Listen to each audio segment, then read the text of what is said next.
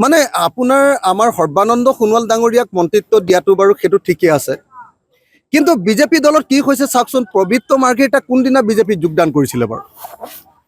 পবিত্ৰ মাৰ্ঘেৰিটাক নতুন বিজেপি এজনক বেলেগ দলৰ পৰা অহা, বেলেগ ঠাইৰ পৰা অহা এজন নতুন মানুহ 14 চনত মানে বিজেপি শাসনলৈ অহাৰ পাছত 15-16 চনত জইন কৰা এজন মানুহক এতিয়া ৰাজ্যিক মন্ত্ৰী পদবী দিছে। যি সময়ত দিলীপ শইকীয়া থাকি গ'ল, কেন্দ্ৰীয় তেওঁলোকৰ জেনেৰেল ছেক্ৰেটাৰী আছিলে, পুৰণি বিজেপি। যি সময়ত আমাৰ আপোনাৰ লখিমপুৰৰ পৰা আপোনাৰ আমাৰ শোণিতপুৰৰ পৰা জিকি যোৱা ৰঞ্জিত দত্ত, তেওঁ পুৰণি বিজেপি, তেওঁক নিদিলে। যি সময়ত কামাখ্যা প্ৰসাদ তাছা, কিমান দিনৰ পুৰণি বিজেপি আপোনালোকে সকলোৱে জানে, তেওঁলোকক নিদিলে। এতিয়া কি কাৰণে আপোনাৰ পবিত্ৰ মাৰ্ঘেৰিটাক দিছে? পবিত্ৰ মাৰ্ঘেৰিটাক দিছে আহোম মানুহক আমাক মন ভুলাবৰ কাৰণে। কিন্তু কি দিছে, কোনজন মানুহক দিলে? তো পবিত্ৰ মাৰ্ঘেৰিটা আমাৰ আহোমৰ প্ৰতিনিধি নহয়।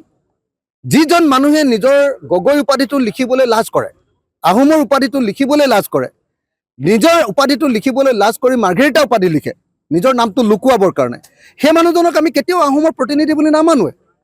গতিকে অকল এটা ৰাজ্যিক মন্ত্ৰীৰ পদবী দি আহোমক টুপ দিয়াটো কেতিয়াও সম্ভৱপৰ নহয়। হিমন্ত বিশ্ব শৰ্মাই কৈ আছে যে আমি লাচিত বৰফুকনৰ প্ৰতিমূৰ্তি বনাই আহোমৰ সকলো ভোটবিলাক লৈ লওঁ। আৰে লাচিত বৰফুকন কোন আছিলে? লাচিত বৰফুকন পৃথিৱীৰ ভিতৰতে আটাইতকৈ ডাঙৰ বীৰবিলাকৰ ভিতৰতে যাওঁ। লাচিত বৰফুকনে অসমক ৰক্ষা কৰি গ'ল কাৰণেহে আমি অসমীয়া আজিৰ দিনটোত বাচি আছোঁ। তো সেই লাচিত বৰফুকনৰ নামত মূৰ্তি এটা বনাই আহোম জাতিটোক কিনি ল'লোঁ বুলি ভাবিলেতো কেতিয়াও নহ'ব। যদি সঁচাকৈ আহোম মানুহক ভাল পায় তেতিয়াহ'লে আমাক 6 জনগোষ্ঠীৰ জনজাতিকৰণ কৰক, আহোমসকলৰ জনজাতিকৰণ কৰক, কোচ ৰাজবংশীসকলৰ জনজাতিকৰণ কৰক, চুতীয়াসকলৰ জনজাতিকৰণ কৰক, মৰাণসকলৰ জনজাতিকৰণ কৰক, মটকসকলৰ জনজাতিকৰণ কৰক, আদিবাসী চাহ জনগোষ্ঠীৰ জনজাতিকৰণ কৰক। তেতিয়াহে আমি বুজি পাম যে আহোমসকলক 6 জনগোষ্ঠীক ভাল পায়। 6 জনগোষ্ঠীৰ ৰাজনৈতিক অধিকাৰ এফালৰ পৰা কাটিব। এইবাৰটোতো যদি 400 চিট পালেহেঁতেন তেতিয়াহ'লে আহোমৰটো OBC চিটটোও কটা গ'লহেঁতেন, ৰিজাৰ্ভেশ্যনটো কটা গ'লহেঁতেন, SC বিলাকৰ ৰিজাৰ্ভেশ্যনটোও কটা গ'লহেঁতেন, ST ৰিজাৰ্ভেশ্যনো কটা গ'লহেঁতেন। গতিকে যি চৰকাৰে আমাৰ জনগোষ্ঠীবিলাকৰ বিৰুদ্ধে কাম কৰে, সেই চৰকাৰে আহোমৰ ভোট পাবৰ কাৰণে, আহোমক তেল দিবৰ কাৰণে, তোষামোদ কৰিবৰ কাৰণে, আহোমৰ উপাধি লিখিবৰ কাৰণে সাহস নকৰা, আহোমৰ উপাধিটো লুকুৱাবলৈ চেষ্টা কৰা পবিত্ৰ মাৰ্ঘেৰিটা নামৰ মানুহজনক ৰাজ্যিক মন্ত্ৰীৰ পদ এটা দিলে আহোমৰ মন কেতিয়াও জয় কৰিব নোৱাৰে। এইটো তেওঁলোকৰ বৃথা চেষ্টা। আটাইতকৈ ডাঙৰ কথা, পুৰণি বিজেপি প্ৰত্যেকজন মানুহক অপমান কৰা হৈছে। ৰঞ্জিত দত্তক অপমান কৰা হৈছে, কামাখ্যা প্ৰসাদক অপমান কৰা হৈছে, দিলীপ শইকীয়াক অপমান কৰা হৈছে। এইবিলাক পুৰণি মানুহবিলাকক সকলোকে এলাগি কৰি এতিয়া নতুনকৈ অহা মানুহক তেল মাৰিবৰ কাৰণে, হিমন্ত বিশ্ব শৰ্মাৰ মানে চেলা চামুণ্ডা হোৱাৰ কাৰণে এতিয়া পবিত্ৰ মাৰ্ঘেৰিটাক ৰাজ্যিক মন্ত্ৰীৰ পদবী দি এতিয়া নিশ্চিতভাৱে মই ভাবোঁ যে সকলো পুৰণি বিজেপি মানুহৰ মনত অন্তৰত আঘাত মাৰি দিছে, আৰু সেইকাৰণে এইটোৰ পৰা বিশেষ একো লাভ নহ'ব বুলি মই ভাবোঁ। মানে নৰেন্দ্ৰ মোদী ডাঙৰীয়াৰ নেতৃত্বত যিখন NDA চৰকাৰ, যৌথ চৰকাৰ গঠন হৈছে, এই চৰকাৰখন অস্থায়ী চৰকাৰ। এই চৰকাৰখন কেতিয়াও দীৰ্ঘকালৰ কাৰণে, 5 বছৰৰ কাৰণে কেতিয়াও স্থায়ী নহয়। কাৰণ আপোনালোকে সকলোৱে জানে যে মোদী চৰকাৰ মানে হ'ল এককেন্দ্ৰিক চৰকাৰ।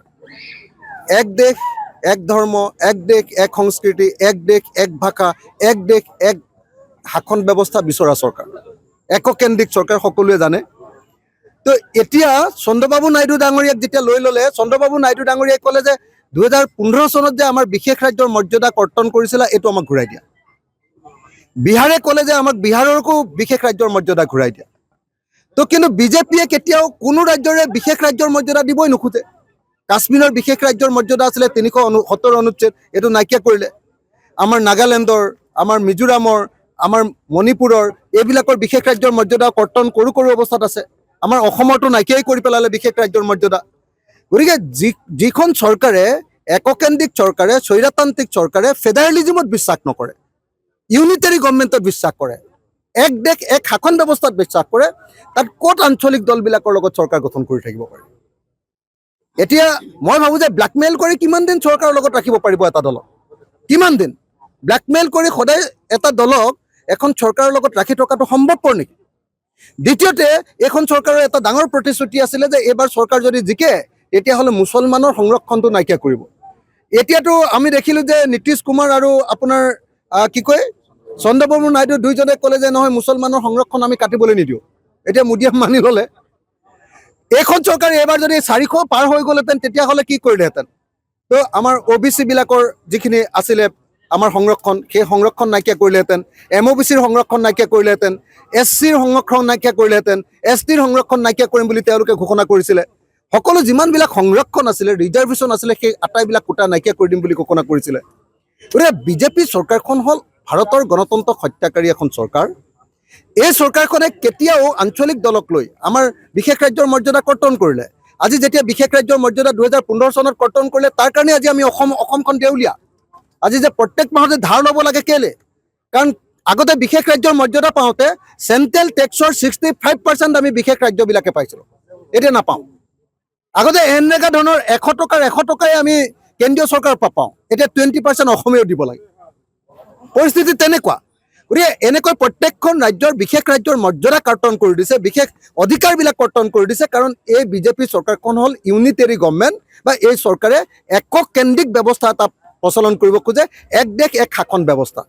আৰু কৈছিলে নহয়, এক দেশ এক নিৰ্বাচন কৰিম বুলি কৈছিলে, এতিয়া নোৱাৰে আৰু। মই যদি নৰেন্দ্ৰ মোদী হ'লোহেঁতেন, মই হ'লেতো কোনো পধ্যে এইখন চৰকাৰ নাপাতোৱে। কাৰণ এই চৰকাৰখনে কৈ আছিলে, নৰেন্দ্ৰ মোদীৰ চৰকাৰখনে কৈ আছিলে, বিজেপিয়ে কৈ আছিলে যে এক দেশ এক নিৰ্বাচন কৰিম। এতিয়া আপোনাৰ JDUৱে ক'লে, এতিয়া TDPয়ে ক'লে যে এক দেশ এক নিৰ্বাচন কৰিবলৈ আমি কেতিয়াও মানি নলওঁ, UCC কৰিবলৈ আমি কেতিয়াও মানি নলওঁ। অৰ্থাৎ বিজেপিয়ে যিবিলাক কাম কৰিম বুলি কৈছিলে, সকলোবিলাক মানি নলওঁ বুলি ক'লে। আৰু মানি নলওঁ বুলি কোৱাৰ পাছতো বিজেপিয়ে ইয়াতে কম্প্ৰমাইজ কৰি তেওঁলোকৰ লগত চৰকাৰ কৰিছে। গতিকে বিজেপিয়ে আত্মসমৰ্পণ কৰিছে। মই ভাবোঁ যে সেইকাৰণে এই চৰকাৰখন বেছিদিন নিটিকে। আৰু আপোনালোকে জানে আৰু পাল্টুৰাম আছেই লগতে, পাল্টুৰামে কেইদিনমানৰ ভিতৰতে আকৌ বদলি হ'বই। গতিকে এই চৰকাৰ অস্থায়ী চৰকাৰ, এই চৰকাৰ ভাগিব। এই চৰকাৰৰ পৰা আমাৰ পাবলগীয়া একো নাই। এইবাৰ ভাৰতবৰ্ষৰ মানুহে সংবিধান ৰক্ষা কৰিবৰ কাৰণে বিজেপিৰ বিৰুদ্ধে ভোট দিছিলে। আৰু 2026তো অসমতো এনেকৈ হিমন্ত বিশ্ব শৰ্মাৰ দাদাগিৰিৰ বিৰুদ্ধে অসমৰ মানুহে ভোট দিব। এই সিদ্ধান্ত আমি ৰাইজৰ মাজৰ পৰা ঐক্যমঞ্চৰ একদম স্থিতিটো, ইণ্ডিয়াৰ স্থিতিটো হ'ল যে প্ৰথমতে তেওঁলোককে চৰকাৰ গঠন কৰিবলৈ দিয়া হওক, আৰু যেতিয়াই তেওঁলোকৰ মাজত অসন্তুষ্টি আহিব তেতিয়াহে আমি ইণ্টাৰাপশ্যন কৰিম। তাৰ আগতে আমি একো নকওঁ। তাৰ আগত আমাৰ পিনৰ পৰা আমি তেওঁলোকক চৰকাৰ গঠন কৰিবলৈ দিছোঁ। আমি জানো যে একেবাৰে দমন কৰা এটা দল বিজেপি, সকলোকে কাৰো কথা নামানে, সকলোৰে মুখখন চিলাই দিয়ে। সেই দল এটাই আঞ্চলিক দল এটা কেতিয়াও সদায় চৰকাৰৰ লগত ৰাখিব নোৱাৰে। গতিকে মই ভাবোঁ যে এই চৰকাৰখন অস্থায়ী চৰকাৰ, এই চৰকাৰ সোনকালে ভাগি যাব। আৰু এই চৰকাৰ ভাগি যোৱাৰ পাছত নিশ্চিতভাৱে আমি ইণ্ডিয়া মৰ্চাই আকৌ চৰকাৰ গঠন কৰিব পাৰিম।